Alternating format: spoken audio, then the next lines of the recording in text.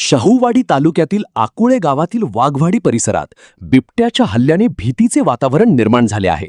पहाटे 3 ते 4 वाजण्याच्या सुमारास बिबट्याने एका घोड्यावर हल्ला करून त्याला ठार केल्याची धक्कादायक घटना घडली आहे.